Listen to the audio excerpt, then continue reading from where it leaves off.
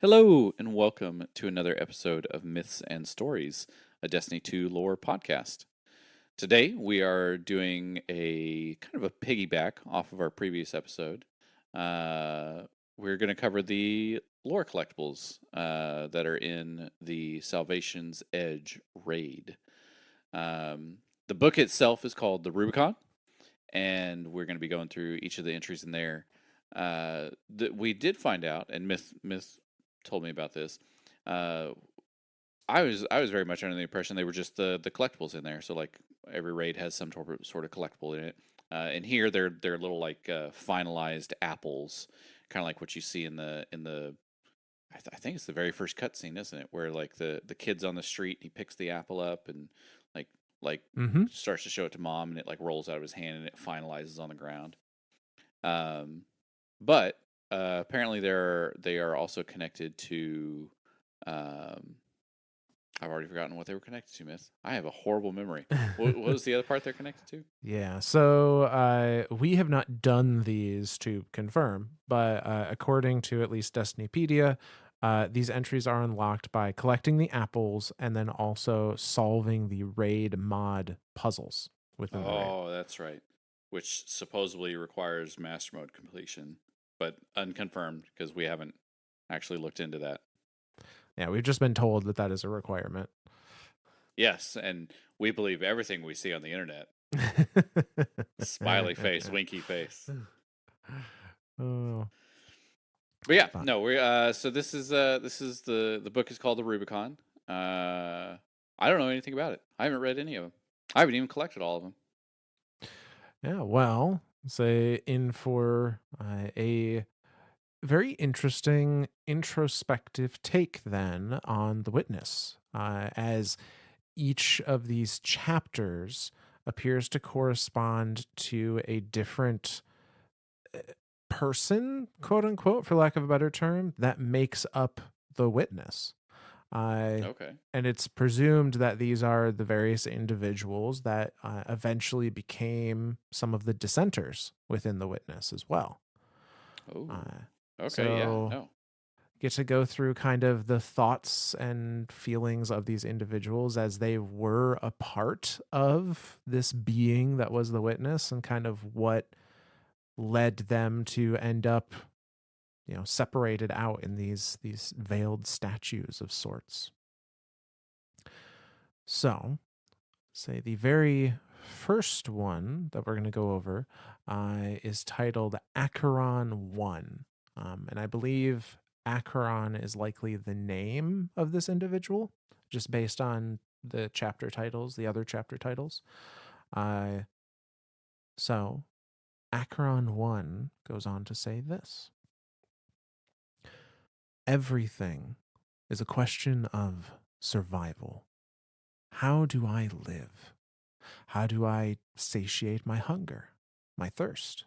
How do I protect myself from predators? How do I shelter from the storm? For a long, long time, our people asked only this. We fought to separate life from death by as great a span as we could. Even when we had made our homeworld a garden of peace and plenty, the question of survival never ended, only changed. How do my genes, my works, even the memories of me live on? The same question as always. How do I live? We solved the problems of deprivation, disease, age, memory loss, death itself. We weren't the only ones to find these answers, of course.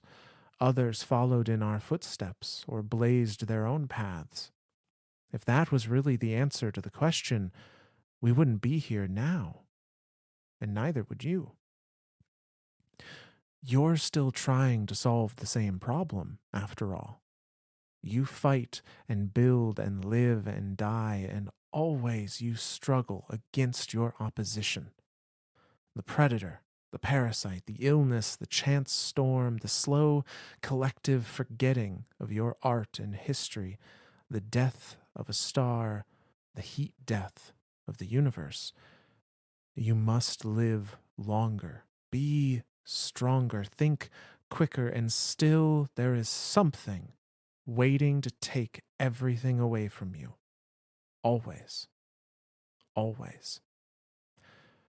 So you have to keep getting better and better until you are perfect, until you are and cannot be anything else, because there never was anything else, until you inevitably are the final shape.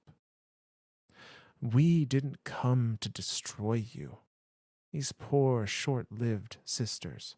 We did try to explain, you know, but they never grew past thinking of finality as a game where only one could live, a misunderstanding, as useful as it was foolish. We see the universe more broadly. The final shape is more than a single life, a single thought. It is all encompassing, all embracing. It is everything. You are a part of everything, are you not? So now we have come to ask you for your answer, the only answer to the only question. How will you live? And that's the end of that first entry. This is like the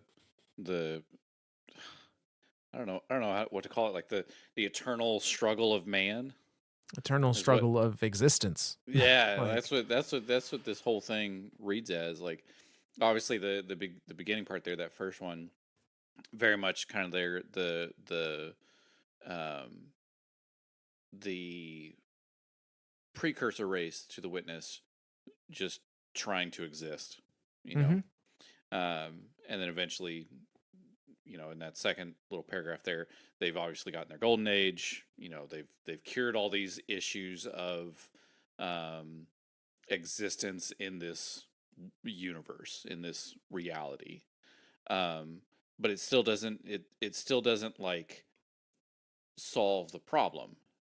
It doesn't, just existing doesn't it I don't know. It's not like a lifestyle. It's not a, you're not bettering yourself or the world around you. So it just, I can see just from that second paragraph and kind of this entry as a whole, I can kind of see where the witness got to a point of like even eternity felt useless because they were just existing. Eventually they just got to a point they were just existing. So right. it's that's an interesting thing to think of from the point of view of somebody who is like what you're saying, inside the witness or part of the witness, um to kind of ask those questions of like, yes, this is our eternal problem, our eternal struggle of existence. But there's it even if we solve all the physical problems that are this reality presents to us, disease, age, death, all that stuff, you're still presented with a problem of like, how do you live? How, like, what is your goal in life? What is your purpose, type thing? So again, I can see where the witness himself, or itself as a whole, um, has struggled with that just from this entry. Yeah, and I think it's interesting that they kind of point out that yeah, once they did solve those kind of physical problems, disease, age, memory loss, like cellular death, uh, they still had more social issues. Like, how will the memory of you live on in other people? Yeah, Like, what will happen to your art and your culture? Like, that is still a death of a sort. Uh, and more fundamentally, like the end of everything, the heat death yeah. of the universe. Like, the it very much is a written philosophically, but I think comes primarily from a place of fear, Oh, from the absolutely. witness of like, and they say the same thing, like, how do I live, how do I live? They don't want there to ever be an end. Like, the final shape is less a less a like ending in their eyes and more a prevention of the actual end that will eventually happen to everything in the universe, regardless of how many of those questions it has, they have solved or come up with conclusions to, because there will reach a point where it all goes poof, no matter what anyone does. See, and I think that lines up with something that the witness kept talking about was like entropy, like the Yeah. the removal of entropy. Kind of like time marches on. If you could stop time, then the memory can't fade, the memory can't move on, the existence cannot die out. Mm-hmm. So yeah, no, that yeah, It all also lines up with their idea of being salvation. Like, yeah, we're yeah, saving everybody by pressing pause on the universe, yeah, because now yeah, no one will ever end. Everyone is right, immortal in a way. yep. So it is interesting to kind of see where some of I don't those know, thoughts maybe the witness started. wasn't all that bad. No, I mean, witness bad. there's one thing between philosophy and another thing between the means to which you try and accomplish that philosophy. Like, Yeah, yeah, all right, I'm gonna press pause on the universe. Everyone's gonna be in this weird stasis world, and if I have to like literally commit genocide to do it, I'm okay with that. Like, yeah, that's probably not okay. a probably not okay, is it? Yeah. Frowned But upon in most societies. probably not Probably the way all to go about that. societies. Yeah. But it's also interesting to see here that, from the witness's point of view, originally, like, they tried to explain that concept in their eyes to the hive, to the sisters Yep. here. And the sisters misunderstood the message and took that to be like less about think about the problem with survival of the fittest, and why that is not the end all solution. And all they kind of heard was survival of the fittest is solution, and the rest just missed them or Yeah. something. And Well, it's they're that like, seventy okay, thirty rule, right? Like, yeah, except I think they only retained 30% of it and 70 of it went out the window. Normally, you're supposed to retain like 70%, but the sisters definitely was like, oh, survival of the fittest, go, done. yeah. And then they based an entire like cultural religion around that, Yeah. and wiped out large swaths of the universe. Uh, but to the witness, they're like a misunderstanding, but a useful one. They now had a thing, a weapon to point at things, to accomplish their goals. So they weren't complaining by the hive not really getting it. But so that takes us to the next chapter here, Acheron 2.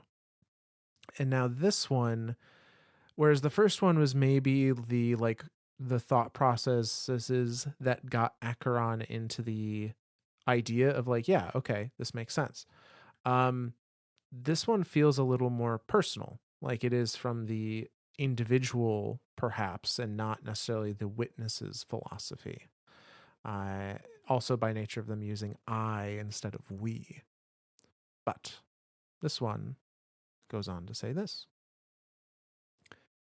in my past life, I was a gardener.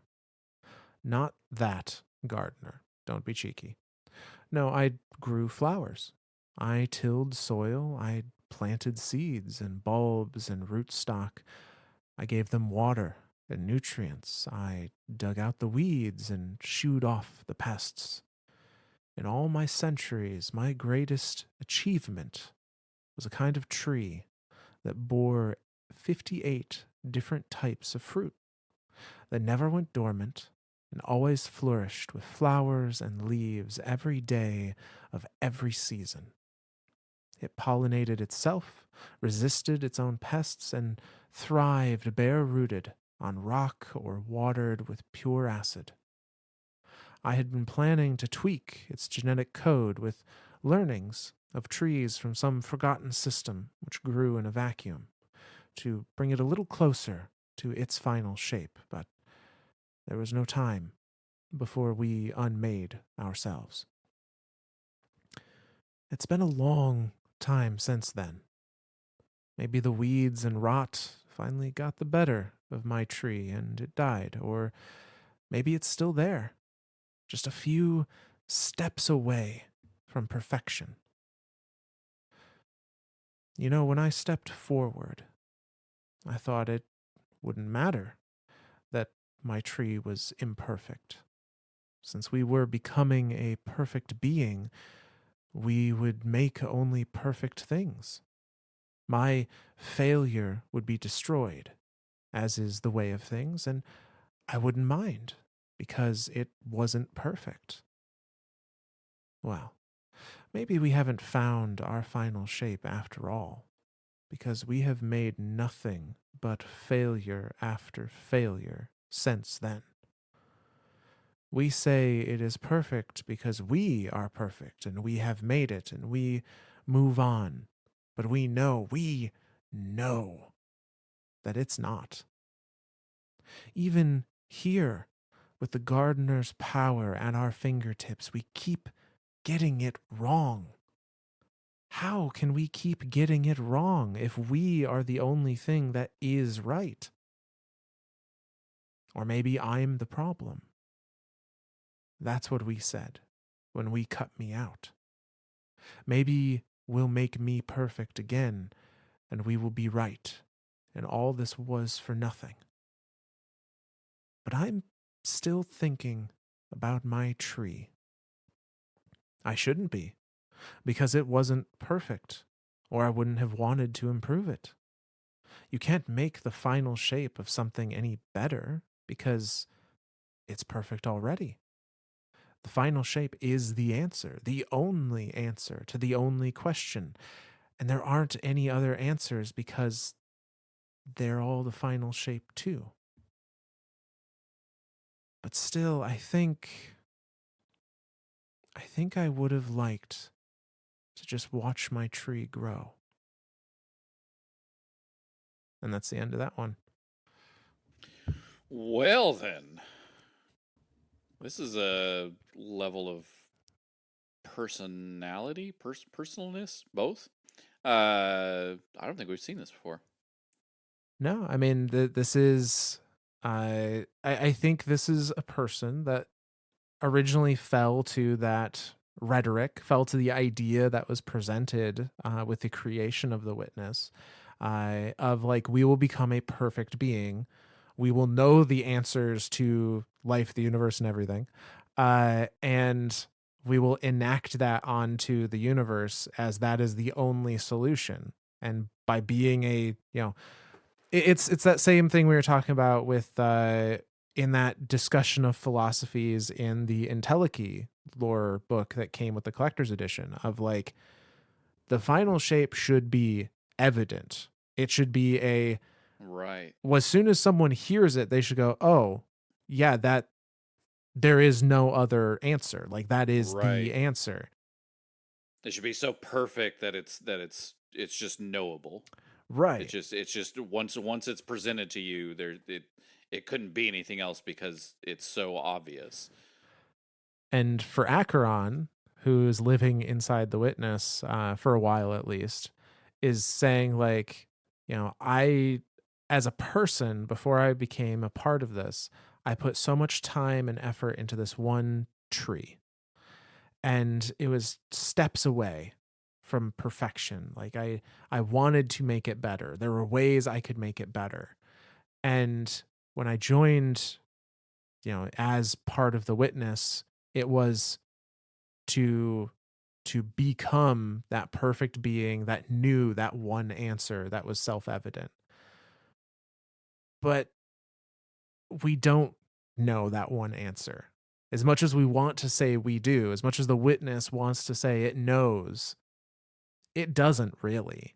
That's kind of where I'm at with this too. Is like it even it itself as this amalgamation witness creature um is still in a state of like it doesn't know, and it's just trying to force whatever it thinks at the time, because I guess that's the thing with perfection, right? Like something like perfection is I hesitate to say it, but it's an impossibility. Yeah. Like And it's by nature subjective. of, yeah, exactly. Like one person will look at something and go, "Oh, well, what if it did this?" And then 5 seconds later, somebody else will come up. Well, what if it did that? Well, 5 seconds later, well, what if it also did this? Okay, well, it can't do all those things because then it won't do any of those things. Like perfection is a hard thing to chase. Um, well, I guess it's easy to chase it, but it's hard to complete because I don't think perfection can be reached. It's yeah, it's so subjective that you can't get to that point. So that's it, to think that becoming a perfect being would therefore just give you all the answers to life is a flawed um, state of mind. Mm-hmm. No, absolutely. And this Acheron keeps seeing, the witness, this Yeah, thing that it's a part of, keep like making incorrect choices, yeah, and the entire time thinking like that shouldn't be possible, which means because we're perfect. Like every right. choice we made should have been the perfect choice ever for all eternity. But then, like they keep saying, we've had nothing but failure after failure since becoming this, and that should be impossible because we are perfect. Yeah, no, that's. I mean, And he's following it through right there. yeah. And so the thought process now becomes, well, if we're making imperfect choices, then we're not actually perfect. And the witness as a whole uses that and goes, well, we're not actually perfect because you're here. And Yep. you're making us not perfect because you have these doubts and these thoughts. So by cutting you out, we are returning ourselves to perfection. But the more you cut out, like you start to come back to individuality.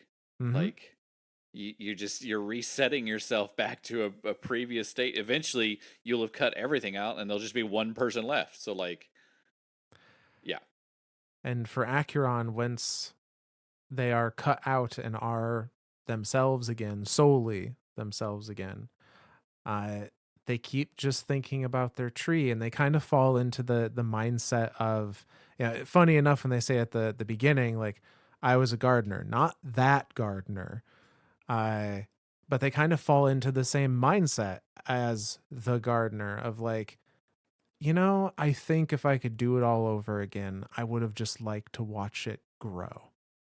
yeah. So, but that brings us to the next individual here, the next progenitor, uh, with the chapter titled Styx 1. And this one goes like this: all we have ever wanted was to protect others. We understand if you do not believe that. We did not meet on the best of terms, did we? We understand your fear, your wounds, but perhaps you may yet come to understand us, to know our minds, and to accept that we only want what is best for everyone. Yes, why don't we try this again? Guardians of the last city, protectors, custodians, defenders, and wardens. You have sworn these oaths, taken these titles, but these vows of yours are not merely empty affirmations, are they? No. No, they are bulwarks against your worst natures. You know this. Whether you were there or not, you know your own history, and thus your own self. You know the cautionary tales of warlords, tyrants of an age long past. You have heard rumors of guardians who fell to their own base urges and blamed their weakness on the darkness. Perhaps you have entertained temptation in the small hours of the morning and the hidden corners where none would be the wiser. Perhaps once you even gave in, broke away from your vaunted vanguard and pursued vengeance to satisfy yourself and none other. Blood for blood, life for death. Lie to us if you so desire, but please do not lie to yourself. A falsehood can never eclipse the truth which casts it, and we see in you the promise of something far greater still. To you whom claim the mantle of guardian, we would ask a question. Why do you protect the lightless? Responsibility, compassion, duty, love, devotion. Yes, we understand these and more. Does this surprise you? Do you think we have stayed the course for countless millennia driven by hatred alone? It was love that moved us to act. Love for all the lives we knew and lost. Compassion for the suffering. Responsibility to render what aid we could. Devotion to a perfect world. You were uplifted by a force you did not and cannot understand, granted power beyond anything your peers could dream of. And what have you done with it? You protect, you shelter and guide those weaker than yourself, watching over them on their journey and seeing them safely to harbor. If you had the chance to protect them and you refused to take it, would you not call that cowardice? Now, we ask you to open your mind, broaden your horizons. Imagine that you have the option to protect them from all suffering ever. Imagine that they can all be preserved, happy and safe and alive forever. That option awaits you. You can fulfill your duty, your calling. You need only stretch out your hand and take it. And if you decide instead to extend a fist, well, we have a duty too. And that's the end of that one. This is definitely presented more as a this may be, I don't know. Are all of these entries dissenters? Supposedly, Because yeah. this one feels like this would be more in line with the witness as a whole. Well, and I think what we're seeing is this is the justification that brought this person to be a part of the witness. Sure. And then we see what it is that caused them to cause them to separate. To be cut out. Uh, Okay. Yeah, because okay, I'm seeing that even with the first one with the Archeron or Acreon, Acheon, Acheon. That's a hard. These are hard words, Myth. Um, with the first guy, um, it very much like they had this like, okay, I can see how you became part of the witness in that philosophy of trying to figure out, how do I live? Cool, we've solved all the problems of, physical reality. Now how do you live? And then to come back later on and be like, well, I have pursued perfection through this, but then I started to see, oh, well, we didn't have perfection. Now here we're the sticks is kind of like showing the first side of that, like there's a lot of stuff in here of protection and being a protector and trying to do away with tyrants and whatnot. So it'll be interesting to see where his philosophy changed in his part two. But he definitely, like, at the end there, like, I mean, a straight up maybe not a threat, definitely a promise. Like, yeah. if you like, cool, if you want to be part of this, preservation, and they even call it that too. Like, imagine that they can all be preserved, happy and safe and alive. Like, those are the three things too. Like, I guess four with forever being the part of it.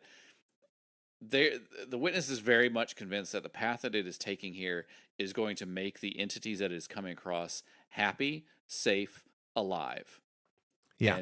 and that's all it cares about. Like, once those three criteria are met, cool. They're finalized, and they're set. They're done. That's it. Um, But like, is that I mean, kind of going back to the first one, is that a way to live? Is that how something wants to live? To just exist? Like I say to you, no. Yeah. Well, and the fact that there's no choice there. Yeah, It's yeah, not people can choose to accept this. It is enacting it on the universe whether someone wants it or not. Like yeah, it is happening because it knows best. yep, I and the witness, the ideas of the witness are painting themselves here in a sympathetic light, in a similar light of like, you guard those that are weaker than you because you feel to not do so would be cowardice. Like you have a responsibility, a duty to be devoted to these people and to protect them. And it's painting itself as like, I'm the same. I'm doing the same thing on a much grander scale. Like, I am the shield, the bulwark between the universe as a whole and its eventual end. I don't mind the civilizations I've had to destroy to do that. Like, it's kind don't of where don't it comes don't from. mind the random carnage throughout the universe. That's just Right. the collateral damage. It's bound to happen. This is war. No, this isn't war. No, this is yeah. That's that justification of actions. Like, yeah, witness definitely probably for sure a bad guy. Yeah, they have some very grand ideals and a whole lot of hypocrisy. Yes, yeah. Uh,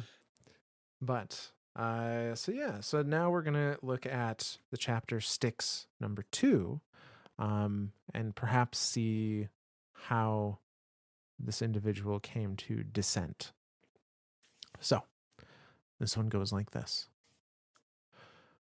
It is so very strange to live like this, to be part of our witness, yet held apart. But it's not all bad. I was a historian once, and I've had a very, very long time to remember. We had never before been driven back. We had never failed so utterly, stymied on all fronts by a foe who bled us for every inch of ground. They understood, perhaps better than any before or after, what was at stake. They vowed to leave nothing undone. They knew that if we survived, they would not. They chased us to a place where all drift untethered in a sea of memory. You will forgive me the imprecise metaphors, I hope, as it is hard to describe without any words of substance. But to give it substance is also to rob it of its very essence. Perhaps it will suffice to say that that place is to us as the throne worlds are to the hive. We had never before found a foe who could follow us so far. And there, balanced on the blade's edge of hope, we lamented our failure. We raged against the disorder of the universe. We cursed the great wounding injustice that permeated all existence, which we so longed to correct. We wept for our sacrifices. And our foe, our kind and brave and foolish foe, stopped to offer peace. Another way, a choice. And so we survived, and they did not. But in that moment, I realized a dreadful truth, more dreadful even than the fact that I could even think of myself as I. When we had joined together to create our witness, we were in absolute agreement. We would have no fear, no weakness, no doubt. We would be devoted utterly to our purpose and blind to all others. Atop all the fools in the universe is our witness, the apotheosis of our arrogance. If the final shape exists, it must be our hand that carves it. We will accept no other answers to our question. We will never find another way. We cannot be anything but what we have made of ourselves until we are all that remains. But that time has not yet come, for you yet stand before us. You, whose future holds 1,000 paths untrodden. You who seek to carry your hopes into a future our witness could not imagine, and that I will never see. We, all of us, are already dead in every way that truly matters. So, little lights, I tell you all this to say that when the time comes, do not hesitate. And that's the end of this one. Oh, I didn't. I hit square as fast as I could. Like, Uh, yeah, no, this is wow.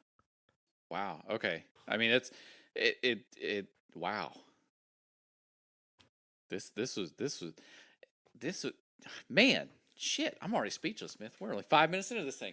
Um the two big points in here were the realization of this individual starting to see that it was referring itself as to itself as an individual yeah, because of the idea of like once the witness was created there is no more I, there is no more individuality. This is a collective consciousness that acts in unison, in absolute agreement. um like to have, no fear, no weaknesses, no doubt. And then like the other half of that is the level of like, I mean, this is where like that's the dangerous line to cross, and they crossed it. That talks about being devoted, utterly devoted to the cause, to the purpose, and blind to anything else that it comes across. Like if yeah, you are not part of the final shape, you are wrong, and you are like, that's a dangerous line of thinking there. And that's what got the witness what it deserved, I guess. it kind yeah, It's like like you that. can't That is you can't fanaticism. live. Yes, you cannot live in that existence that way, because that's the universe doesn't work that way. Like it as much as we talk about how like the physical properties of the reality of our universe, there's also a social aspect to the whole thing and a psychological aspect to the whole thing. One can't exist, like the mind can't exist without the body, and the body can't exist without the mind. The whole Matrix idea, right? Like Mm-hmm. that thing that continues on through all of the universe. Like you can't just come across a thing and go, oh well, it doesn't believe what I believe. Cool, death. That, like Yeah, you're not gonna make very many friends that way. yeah. Well, and I think it's interesting here to show again. This is kind of a hypocrisy that Yeah. has drawn this person away. Uh, there is the idea presented in the first reading in Styx 1 where it is like we are empathetic. We know what the guardians feel and why they are so driven to protect. We're the same. We want to protect the entirety of the universe. And perhaps that was a goal of theirs when they first joined and became the witness. But as Styx 2 shows, there was an enemy that they fought that had entered that same space. I see this as had gotten to that same space that we as the Guardians did in that like where all the statues are. Oh, sure. Uh, they're saying like this foe entered what they equate to, a throne world of sorts for the witness. And none had ever been able to to get that far into them. And when they entered and truly like saw and presumably had the ability to end the witness, they saw the witness like all of these thoughts of despair and the unfairness of the universe and like all of this, and their foe decided to to not strike the killing blow, to instead go, what if we broker peace? Like what if we stop the fighting and, you know, just talk and discuss and try to come to a peaceful resolution, which would have aligned with their original goal, right? Like the defender of the universe. Like, Yeah. and even there, they're saying like, we didn't get off on the best terms. Let's explain ourselves again so you can understand our goal. And yet when offered an opportunity to to not cause death, to be a continue to be a protector, to continue to have devotion and compassion to the universe, they took the opportunity to end that foe. And that, I think, is kind of the moment where this particular individual broke away. This particular individual went, that's not what I signed on for. Yeah. Like like a quick like, wait a minute, they just did exactly what we wanted them to do, and we still killed them. What? Right. What? What the hell? And that is that moment where it's like, atop all fools in the universe is our witness, the apotheosis of our arrogance. Yeah. So what is also interesting here, I didn't pick up on it for Acheron, and I should have, but Acheron and Styx, and the next entry, which is, I'm gonna butcher the pronunciation, Phlegathon, are all titles of the rivers of the underworld in Greek That's mythology. I was gonna ask that. The only one that stuck out to me was River Styx, but like I was looking at the other two, and I was like, wait a second, why do these look familiar? Yep. So each of them are one of the 5 rivers of the infernal regions of the Greek underworld. So this is, in a very literal sense, like the path to hell is paved with good intentions. That's this whole like whoopsies. Yeah. Whoopsies. So just a fun little note. Yeah, Uh, yeah. but yeah, and we're going to, I think, continue to see that theme. I think all of these chapters are named after those 5 rivers. So unclear if it's actual individual names that are just really, line up really well metaphorically, or if it is purely metaphor and we don't necessarily have names for the people, the individuals here. But continuing on to, I apologize again, Phlegathon. These are hard words, man. They are hard. I tried to Who look up a who's pronunciation, who but I could not find one. to the 2 Greek interns there at Bungie? Damn you! It's real cool. Keep doing it, but man, it's got hard words. I can't Uh, pronounce this stuff. but yes, so this next one goes like this. Let us tell you a story. Once upon a time, we had just begun to venture out into the cosmos when we met another species. This species suffered from death and disease, and we thought to offer our skills to aid them. At the time, we felt that we should be as generous with our gifts as the gardener had been to us. But more than that, we could not bear to see others suffer needlessly. Our tools were not like yours. What you call medicine, we remember as a crude butchery. a set of practices left behind long ago by our advances in all fields, but one that had once been a necessary part of all healing. We could have helped. We wanted to help. We were refused.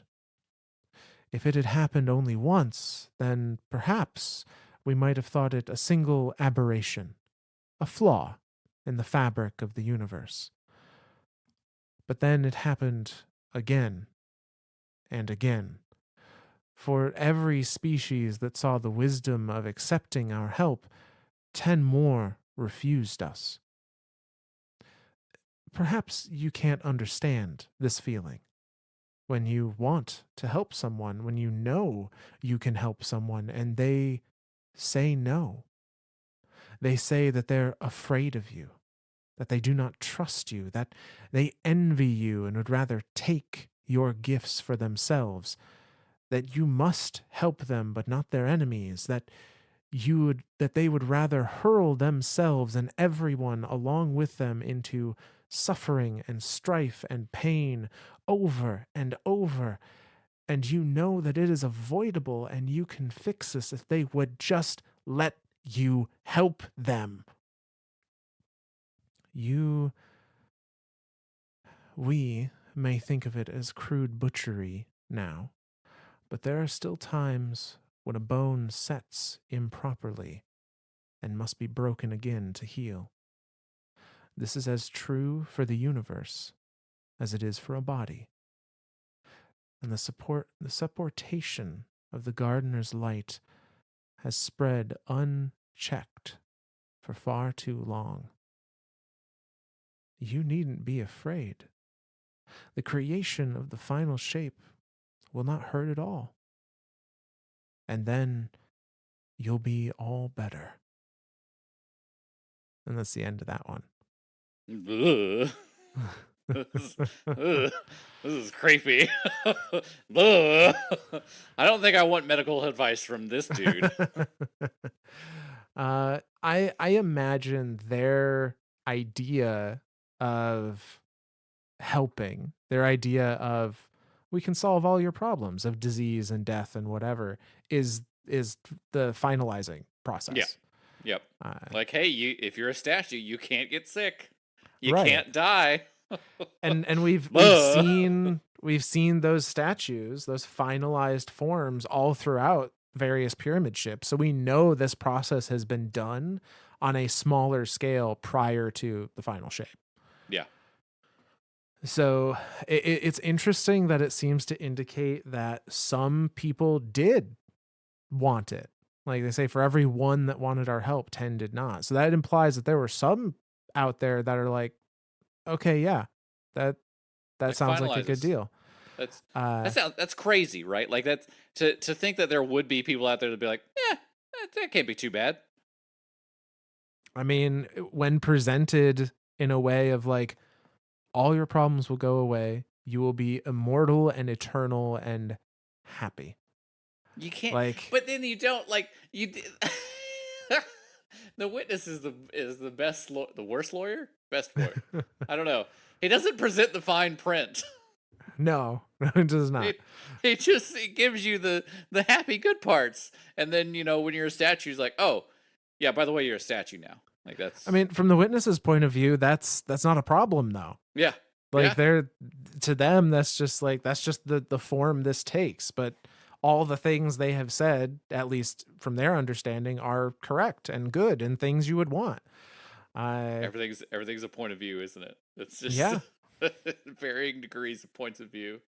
it's Oh my when you god. take your point of view and forcefully put it upon everybody else that The there's a problem. entire universe, literally the entirety of the universe. That's when we get into problems. Well, and there's an interesting thing here where, Mara had mentioned that when she had her little run in with the witness prior to Final Shape and Lightfall, that like all she felt was just this immense rage under its skin. And we saw it a couple times, like with Callus and whatnot. Uh, But we're seeing maybe the beginnings of that, where from the witness's point of view, it's like, I can fix everything.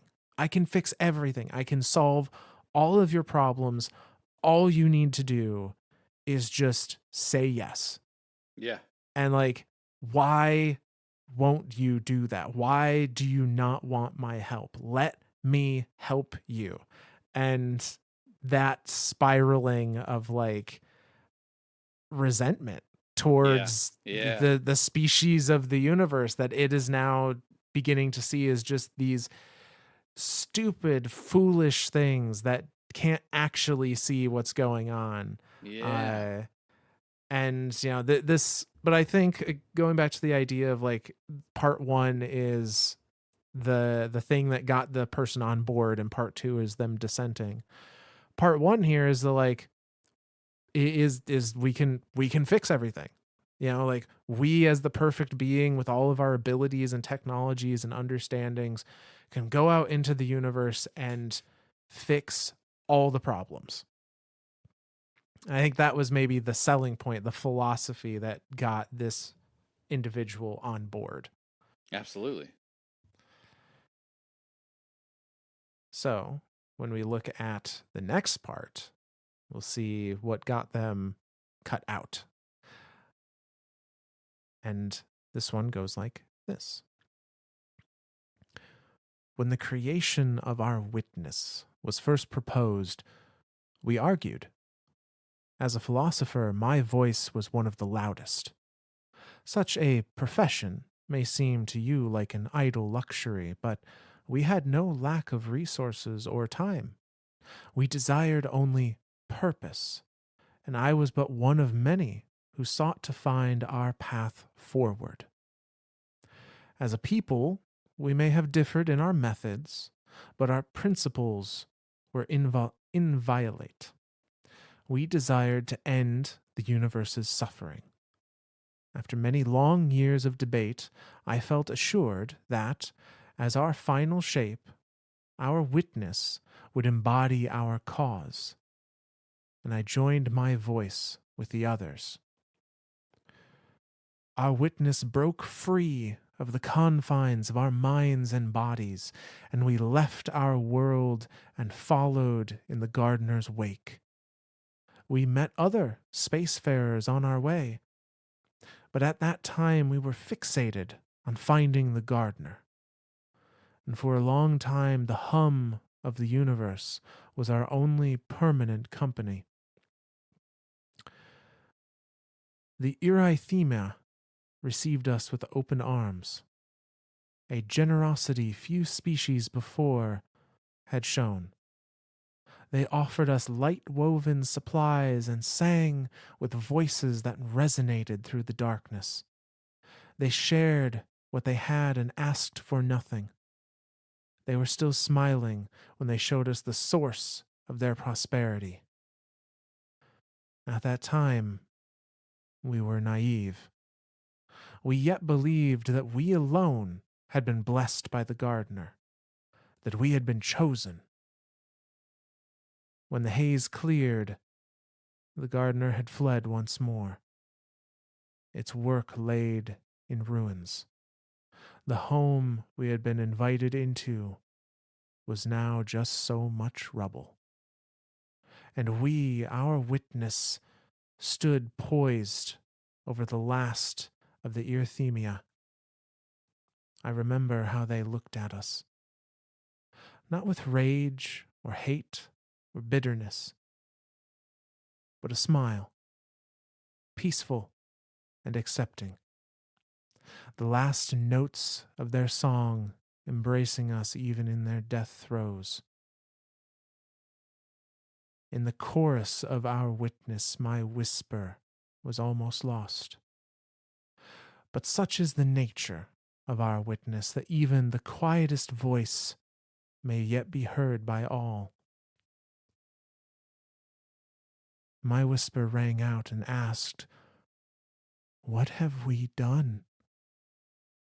And the response in a chorus was, "The gardener's corruption has suffused this place." It must be purged. I answered, "What have we done?" And the chorus responded, "What was necessary." I called out once more, "We are the liberation from chaos, the relief from pain, the end of suffering. What we have done is," and a single word response, "necessary. Necessary. Necessary. This needless violence, this sick, hateful jealousy, necessary." I screamed and raged until our witness cut me free. Our witness is deaf to my fury. To us, I am a temporary defect, a minor imperfection created by an unsteady hand wielding tools for the first time. I may be a mistake, but so is our witness. I feel the destruction we have wrought as an open wound, and it cannot heal. It will never heal. In our pursuit of the end of suffering, we have become its harbinger.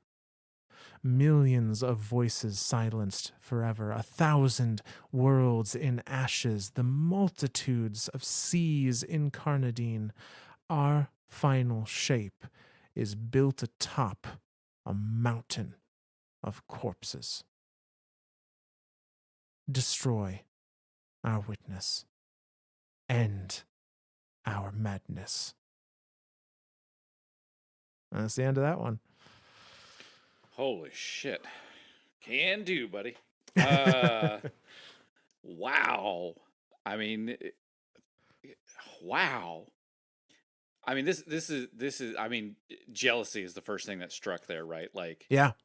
as soon as the witness came across, and I guess that's an interesting thing too. Like, I think we talked about this before. I don't think the pursuit of the traveler became or was the initial thing. I think over time it became the sole goal and the sole purpose, but only because it came across scenes like this, where as soon as it realized that the traveler had touched something else, and this is another thing. Again, I'm still not. I'm 99-1 on this one. I'm still not fully sold on the idea that the traveler is the gardener. But the witness is very much under the belief that that statement is true. Yeah. So here, when it's referring to the gardener, I think it's absolutely referring to the traveler, and the fact that it came across a species here that the traveler showed up and was like, okay, well, whatever I was trying to do with the witness didn't work. Let me try it here. And Mm-hmm. then this race, these beings were prosperous. They were doing great. They saw a fellow, a I don't know what to call the witness to from their point of view. I guess this would be like a wanderer to them, or Yeah. but someone new. Like, okay, cool. Let's invite him in. Let's show him our house. Like, show him our happiness and stuff. And then when they finally show off, like, yeah, it all came from that big thing. And the witness kind of looks up and he goes, "What the fuck? This is bullshit. What the what the no." And at that instant sight of like pure jealousy, like rage took over, and then now this race is no more. They were purged, which I guess that kind of starts showing us like maybe what their philosophy of like what races could be finalized versus what races were just ran over. I'm starting to think more and more that the races that were just ran over were the ones that had been officially like touched and greeted by the traveler and been given the golden age, like started their golden age or had already had their golden age or whatever, and beings and entities that had not been touched by the traveler were deemed finalizable. by the witness. I feel like the because again, thinking back to the collector's edition book, they kind of had like two paths of destruction that they wrought. One Right. was very much like a stamping out everything, or like here, like it must be purged. Um, and then the other was like Rulix, where it's like, oh, hey, you might be able to be saved, but even Rulix was like the traveler came by, but Rulix people like rejected it, like didn't they were like, Hmm. no, we're not going to accept this. So I think it's a level of like beings and races that accepted the light and was like, oh, neat, a gift, okay, how do we use this to better ourselves? Now the witness comes across those and is like, no, no, no, no, no, that thing is evil. Like we were chosen, we were supposed to be the only ones to have that gift, why do you have it? Like now it is a pure point of like jealous kid seeing that dad has a new baby and is giving that Kinda. one all Yeah. the toys, right? Like that. Yeah.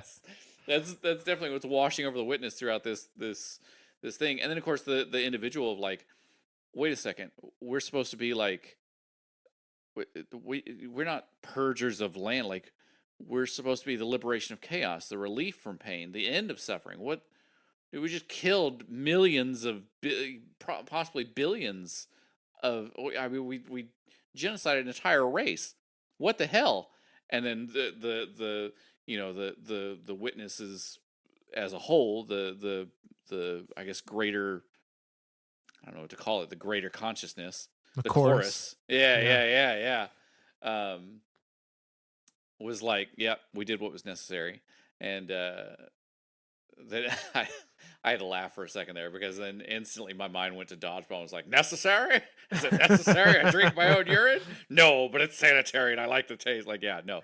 Uh, but yeah, the witness very much sees what it's doing as a necessity. Like, if something has been touched by the light, it's wrong. It's an abomination. It has to be Hmm. purged. It cannot be part of the final shape. It can't be saved. Like salvation isn't there. And the only time that it has tried to like bargain with that idea of salvation is when it came to us, the guardians, which means that it has seen this happen time and time again. And I'm curious if it this to me is like the first instance of the of a species that it came across that had been bathed in light and been given their golden age, and it was like, no, Yeah. that's bullshit, and its immediate response was purge it. I'm curious if it like slowly evolved into an idea of like, well, what if what if we can save it? What if, even if it has been, we'll offer it, we'll extend the olive branch. We'll extend the hand of kindness and go, "Hey, we can save you. We can stop this suffering that you are living under, this constant, you know, re being revived or living in the light. Like, we can stop that from happening. We can make it all better." And then whether or not the races answer back, I mean, I'm pretty sure 100% of the races answered back with like, no, you're fucking crazy, dude. Like, what the fuck is wrong with you? Things are And great. then Yeah. and then it comes back with, oh, I'm crazy. You want to see crazy? I'll show you crazy. And then Then it grows a bunch of arms and yeah. so yeah, then it evolves into like crazy ex-girlfriend, right? Like, oh, I'm crazy. Okay, you think I'm crazy? I'll show you crazy. Yeah, yeah. This is, I, I. This book, even these short entries that we've read so far, is showing so much more depth to the Yeah. witness over just like this big bad entity of like, I am the ender of everything. I am the final shape. I will enact the final shape. There's nothing you can do about it. Die or fuck off. Like that. That's Yeah. yeah. it's it's interesting to see though, like this level of depth, um, to come from that entity. So yeah, Yeah. this is nuts, man. This is And it is, it's really interesting and informative to be like you said, the witness morphs into still, the bad guy, still like very yeah, much something we had to deal with, but now there's a little more texture there. There's a little more yeah, like internal conflict, and like maybe that what they are now is not what they set out to be at the beginning, you know? Yeah. Um, I and I it is, still it's cool to I'm see. still thinking back to that what you said, the path to hell is paved with good intentions. Like all of Yeah. this is like they thought they were doing the right thing this whole time, but then slowly they were like, "Wait a second, we just genocided a whole race." No, that can't be right. That's not normal, right? Like is that no, that can't be normal. And then the witness going, "Okay, nope, you're a bad guy. Cut you out. Like you're not Yeah. following the law of the land. Like goodbye." Yeah. And interestingly enough, so I know we touched on the names of these are the five rivers in Hades in Greek mythology. I guess specifically, one of them, the fifth, is added in Dante's Divine Comedy, from what I'm seeing here. Uh, but interestingly, the different rivers have different things that they are like representative of. Uh, so Styx and Acheron, as far as I could tell, are the rivers that are traversed uh, with Charon, the ferryman, The to ferryman. like Yep. take souls, into whatever their afterlife is. Uh, with the Phlegethon, or Pelega, again, I'm butchering it, I know, but It's fun to watch you struggle though. with this river, its rough translation is river of fire, of flaming river. And for this entry to be kind of a moment where the witness, out of jealousy and rage, like brought fire and destruction to another civilization, is just an interesting little Yeah, connection there. really on point. So, but yeah, moving on then to the next one. This chapter does not have a part one and part two. There's just a single entry for this name, and this is the Lethe, or Lethe, uh, is the river that's being referred to here. And interestingly enough, this is a river in Hades whose waters cause drinkers to forget their past. Uh, so, with that in mind, I'm going to go through a shorter entry here that goes like this: There is something wrong with me. I should not have a me. I should be we. I should be. But there's something wrong with me, and I am not we. There are many things I remember that are not. I remember tending an allotment in a faraway system. I remember carving statues and guiding vines across trellises.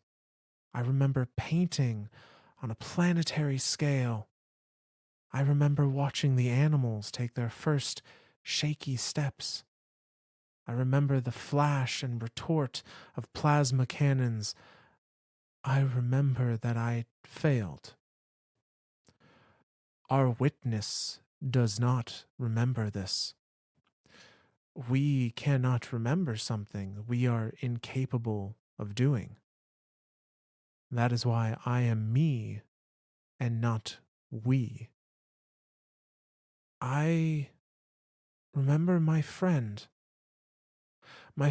who comforted me as I wept in the wreckage of my life's work, my friend who flew 1,000 light years to see me, my friend who tried in vain to break me from the consensus, my friend who begged me to flee, my friend who I sent away with bitter recriminations.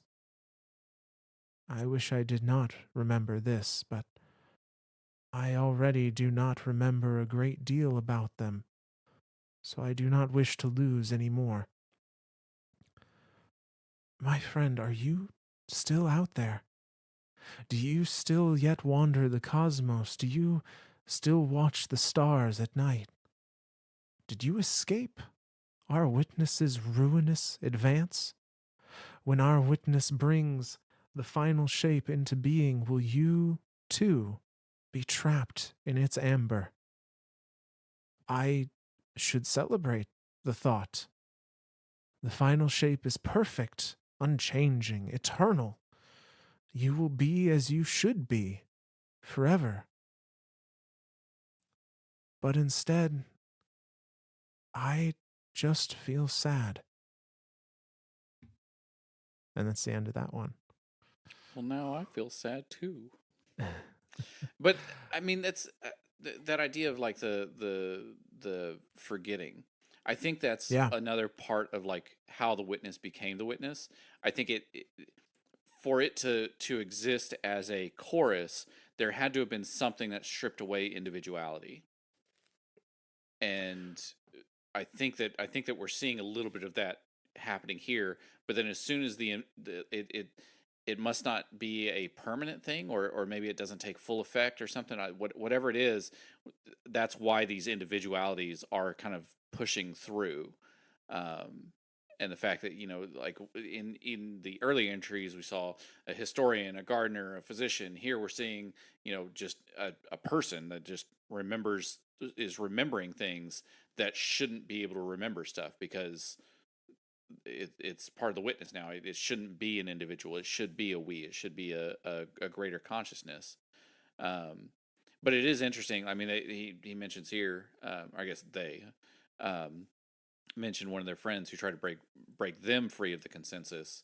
Um, I'm curious if there are, because we know through the Entelechy book that like anyone who wasn't part of the consensus was just murdered, just flat out. right. Like it wasn't even a question of like we always thought of it before we got our hands on that lore book, that it was like a everyone that was part of the witnesses precursor race is now in the witness. Like it's a 100% thing. We learned through that it's not, that it was very much a like, if you aren't part of this main group, they just murdered you. Like you were killed and that was it. um but it's interesting to me to think of like, what if there were fleers? What if there were, and what if they're still out there? Yeah, well, and we don't have any evidence to point us in this direction, but I am of the opinion, just based on the very uh the similarities and circumstantial kind of evidence here. I think this entry is being written by one of those people in the Entelechy book. Because I think you're if you right. recall, there was I forget the initials that were used. I think it was like RN and something. Henry Winkler. That's the only one I can remember. HW. HW. Okay, so yeah, maybe it was RN and HW. I may be misremembering. Um, but I remember one of them that was out in the planets like terraforming. Yep. I had mentioned that in those communications, like their first terraforming attempt had ended when like another spacefaring group had rolled in and like destroyed the planet for whatever reason. Yeah. Yeah. I and the fact of like this friend coming out and comforting them after their life's work had been undone. I and I remember there being discussions where it seemed like one person in those back and forth was very much not for the consensus, and the Yep. other person was trying to be like, no, no, look, this is why it makes so much sense. Yep. I and the final message to that person was very much written in the like, hey, I don't know where you are or if you'll ever get this. I but I'm putting this message out there to let you to be like a final goodbye. So I'm wondering, it sounds very much like that person left, Yeah. fled, that precursor fled the creation of the witness. And I think this is maybe that other person that joined originally that is Yeah. now being like, something's wrong with me. I should be okay with everything that's happening, and I'm not. Right. Well, and I guess that's like, for them to even think of that line of thinking of like, I should be okay with this, but I'm not, shows that there is still, you know, I don't want to say a shred of humanity in them, but like a shred of morality, I guess, in them Yeah. that's showing that like, wait a second, we're decimating entire species out of the universe. Like that can't be right, right? Like it, like even just an inkling of questioning is like, wait a second, there's no way that this is the path. There's no way this is the path to the final shape. And then the chorus coming back with like, oh, dissenter, cut him out, get him out of here. Yeah. Like, nope, can't have that line of thinking. Like this again, the witness is a very dangerous. The witness as a chorus has a very dangerous line of thinking. The individuals within it, once they start, again, I think there's some type of effect here that's happening that's causing them to like lose their memories or something. But like in the earlier stages, they didn't have that effect that was happening. And I'm curious if it's like long term exposure to this chorus conductor thing causes this loss of memory. And so in the beginning, is it less effective, therefore causing these individualities to like push forward and go, hey, wait a second, no, we shouldn't be doing this. We shouldn't be decimating entire species like the one entry was. I think it's maybe a little bit of the opposite, because I believe it's in the Entelechy book where it was described as like, we won't remember anything that isn't important to the mission. Oh, Like that's that was part right. of the Part of the forming. process. Yeah, yeah, yeah, yeah, yeah. Was So like, maybe over you know, time it's they starting to started to wear come off. back. Yeah. Yeah. Okay. Okay. Okay. Yeah, yeah, yeah. No, I'm remembering that now. Yep. Yep, And you're just right. for some people it was faster than others, or even if they didn't have memories necessarily, like their core personality still kind of bucked That's against whatever it was that was happening. that's kind of what I'm thinking of. If this is all about a will, like imposing your will, Mhm. the your over something else, that's got to be what it is. Like a strength of character, a strength of will, and the stronger the will, the stronger the character. Therefore, the stronger the individuality. That's gonna show through. The faster it's gonna like the effects of this like memory wiping thing that took place to form the witness is gonna start wearing off, and they're gonna be like, wait a second, this isn't right. And so yeah, Yeah. yeah, no, I okay. Yeah, yeah, yeah. So we come now to the final entry of this lore book. I And this one, whereas the previous one was the Lethe, which was the river of oblivion, that drinking from it made you forget things, as the witness forgot things in its creation that it deemed unnecessary. This is now the Inau, or Inu. And this is a river that was, as best I can tell, created in the Divine Comedy. And this is a river that was crossed on the path to Eden, and drinking from it boldened and empowered your heroic memories. Uh, so I take that as to be, this is like the first ancient form of drinking the Kool-Aid kind of Yeah. thing. Oh, Like 100%. you drink from this river, and all of the memories you have of like being good and powerful and like being the hero in your own story are uh, strengthened and come to the forefront. And with that in mind, this entry is not from a dissenter. This entry is from the witness, and just puts that cherry on top of what the witness thinks they stand for, even in light of all the dissenter stories we have heard. And they say,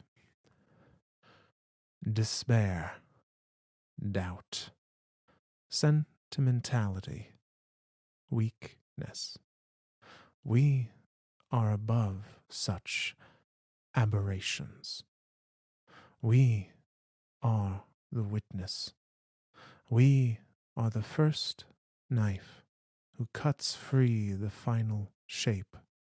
We have found the only answer to the only question. We are all that we were, are, and will ever be. We alone understand the meaning of eternity.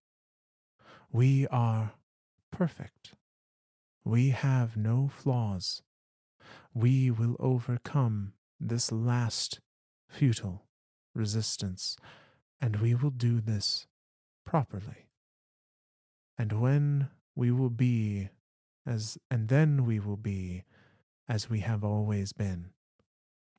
We will have no dissenters, and therefore we have no dissenters now. We need more light, just a little more light. We will bend the gardener's misbegotten tools to our will. We are almost there. We reach for the final shape, and we can close our fist around it.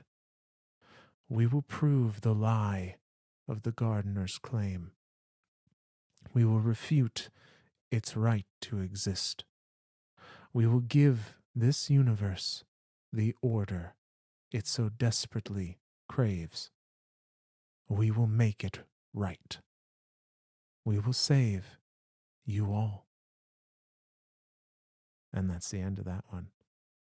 I mean, this is again that utter devotion to the cause. Like it's so devoted. It's blinded itself to everything, not just Yeah. like the people and things around it. Like even just the thoughts of anything else. Like this, the thought of like doing in the gardener, like just killing the traveler outright is the only thing that can happen, and therefore that will fully bring forth the idea of the final shape of this, statuesque, perfect, happy everything.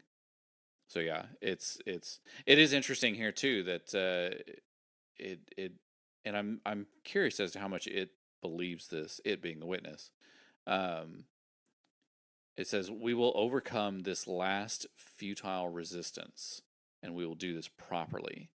And I'm curious, it even it seems to make the assumption that this either the soul system or where the traveler came to stop, um, might actually be the last bastion of this universe. Yeah, and I don't know if it's speaking of the uh soul system in this case, or if it might be speaking from a point where it's already in the traveler, because it Oh, says, sure, we will bend the gardener's misbegotten tools to our will. We are almost there. gotcha. I So it makes me think that they may be in the pale heart doing their thing, and that last resistance to them is the guardians attempting to stop them. Yep, yep, yep. I could see that too. All right. Well, Yeah. witness bad. Um, Yeah. yeah, don't do that. Don't follow that path. Jesus, man, this was a this was this was a trip. Like this was a again gave a lot more depth to the witness itself.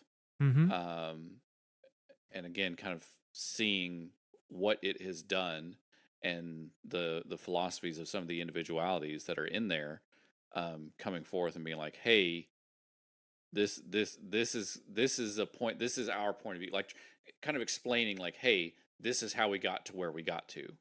um, and there are some of us in here that are not okay with where we're at now, though we were definitely on board with it in the beginning. So yeah. Yeah.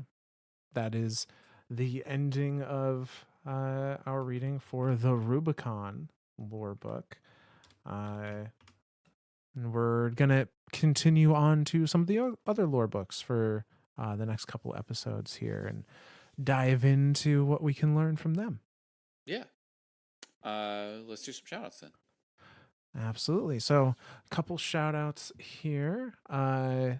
Say the first of which actually comes to us from Spotify. So Spotify recently added an ability to add comments to individual episodes of podcasts. I think I I think we pushed him to do that. I think they did that Yes, just yeah, because we absolutely. That's exactly what it is. Bullshit. Hey, I can believe what I want to believe. That's what I'm saying. Like I'll make canon whatever I want to make canon. How about that? Exactly. But no, so this is someone that took advantage of that system, and I welcome others to do so as well. This comes to us from Zale, commenting on the storied armor of the Final Shape episode, who said, I used to never listen to podcasts as I felt that I'd missed the trend. But now the weirdest problem has arisen where I can't listen to any other podcast as I just keep this one on repeat. It's that good. Keep up the Yeah. great work, guys. Love all you lore daddies. Suck it, other podcasts.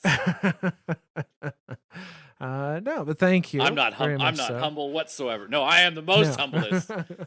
Wait a second. This is the line following the witness. I can't be the witness. Our podcast is perfect. No, you can't think that way. I can markedly say it is not. As someone that sees this before it leaves the editing floor, it is not. This is yeah. Yeah. No, I'm glad that I was very much under the same I guess mindset that, like, you know, growing up, everyone, I say growing up like as if it was like, you know, back when I was a kid, but podcasts are still fairly new. Um, but yeah, I never really jumped on podcasts as a whole, and then when the idea was presented to Myth and myself about, hey, y'all should do something like this, and we are like, well, how do we do that? Like, how do we get into that world? And when we found out, like, it's very simple entry, it felt like, and then now it's just like, this is what we do every week, like, get together, record an episode, and enjoy what we enjoy. Yeah. Yeah, there are so many tools out there to make the process of like getting into it and episodes distributed and that kind of thing, that it truly is. It's really a low barrier to entry. But like any profession, there is a very high skill ceiling to make something like good. It feels like a gateway drug, right? Like you kind of, you start off like, hey, this is pretty simple, and then you're like, oh, but what if I change my microphone? What if I do that? What if I make sound? And then all of a sudden you've got your own personal recording studio, and you're like, yes, this is perfection. No, what if I make it better? It never stops. It truly never stops. Perfection cannot be reached.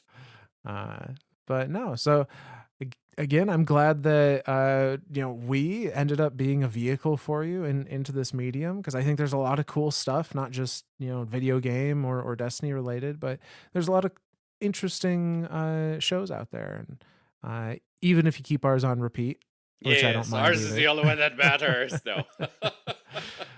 But yeah, so happy that you enjoyed what we're doing. So the next one here comes to us from our Gmail. And this one's kind of cool. This is a little in character.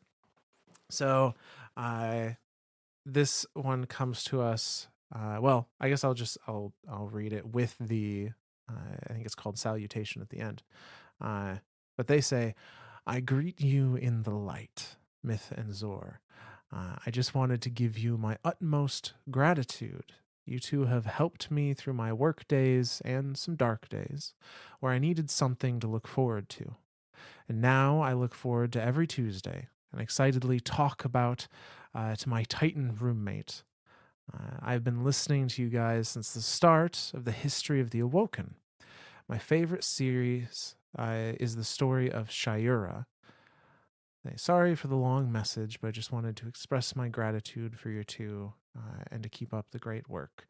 Signed, just another warlock around the campfire. Ghost, Warlock of the Fracture 3. Oh. So thank you. First of all, good. Yeah. Hopefully, Myth got your in-game voice right. Right. Yeah. And throwing darts at a board here. It felt like a bit of a felt like it needed that. I like it. But I like the I like the idea of having a fire team name, like the Fracture 3, I assume is the fire team. Oh Uh, man, we need to come up with a fire team name. yeah, that's a really cool idea. Dude, I can't even name my damn ghost. Yeah. I've had this little autonomous drone for 10 freaking years and I can't even come up with a name for the damn thing. Like every time I try to think of a name, it just comes back to some variation of Zorialis and I'm like that's stupid. I can't name my ghost after me. That's arrogant thinking. That'll get you in the witnesses camp. Like this is bullshit. No, but think of the shenanigans. It's kind of perfect in a way.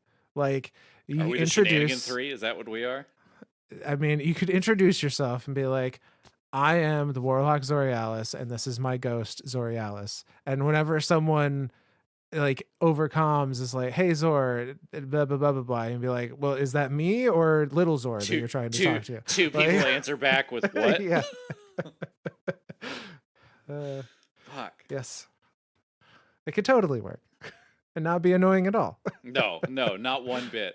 I do love it though. Like I've always tried to when you can have a fictional world that you can dive so deep into that you feel that you can be immersed in it. Mm-hmm. That's when it that's when I fall in love with it. That's what keeps me with Destiny so much so is that like even if I don't play it, even if I'm not actively playing the game, I still feel like the world exists.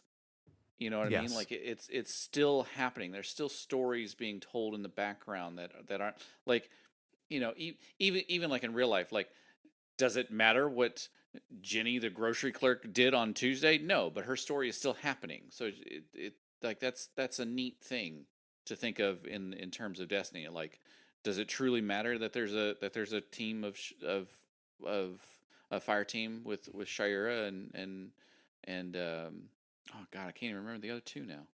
Who's Shira, Aisha, and damn, what was the I know. I kept think I had Aisha on Reed? the tip of my It was tongue. Reed. Reed. That's right. Yep. That's right. I kept wanting to say something with an F or something, but no, I'm way off. Well, I guess Reed is a tool for a wind instrument, and wind instruments the scale of music goes to F, and that's where my brain stuck. Yeah, I'd make that connection. Whatever helps you sleep at night. Okay. Nope, nope. But no, I like that idea that like again, if somebody's able to immerse themselves enough to be able to like come up with a fire team name, uh, hell, even a name for their ghost, like that's fucking cool as hell. It is.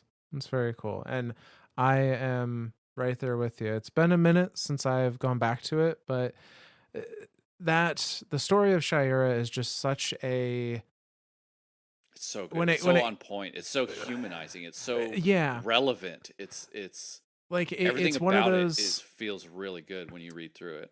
it does. It's one of those ones that it's a more intimate story, and it is one of those Yeah. that's like isn't the big cosmic scale of like something happening leagues across the universe or some Yes. civilization doing battle with the hive or whatever. It feels smaller, and because of that, it feels more relatable, more real. Yes. Yeah. So like I will always, and I've said many times, like the story of the Awoken, it can be its own space opera separate of Destiny, and it is a fantastically told story via the Maracena. But I think the one that connects the most on a human level is the story of Shira. 100%. 100%. So all right. But say if you liked what you listened to and you want to support us in some way, please leave us a like or a rating on your platform of choice. If you feel strongly enough, leave a comment or a text review. You can reach out to us via Twitter at Missing Stories, now Spotify, Apple Podcast, or if you'd prefer, you can also find us on YouTube, youtube.com/ at Missing Stories, or Gmail, missingstories at gmail.com, and you may see yourself as a future shout out. Yeah. Well, I'm gonna do a simple thank you. Thank you, Jenny, the grocery clerk. Your story you may not think your story matters But we see you when you go home and feed your cats. We're watching you. No, that makes it creepy. I can't do it that way, can I? That's not that's not right at all. No, no, You're bad road, you're bad road. you're in a lore entry now. We were starting wholesome. We veered very quickly into creepy. I'm so sorry, Myth. It was so good. It was so I had it. I had to make it weird, didn't it? All right. Well, with that, bye. You got anything else, Smith? Nope. Nope. Can't top that. Alrighty. Well, from all of us lore daddies to all of you guardians out there, I promise you we're not watching. But we'll see you next week. You found your people. Guardians do love their myths and stories.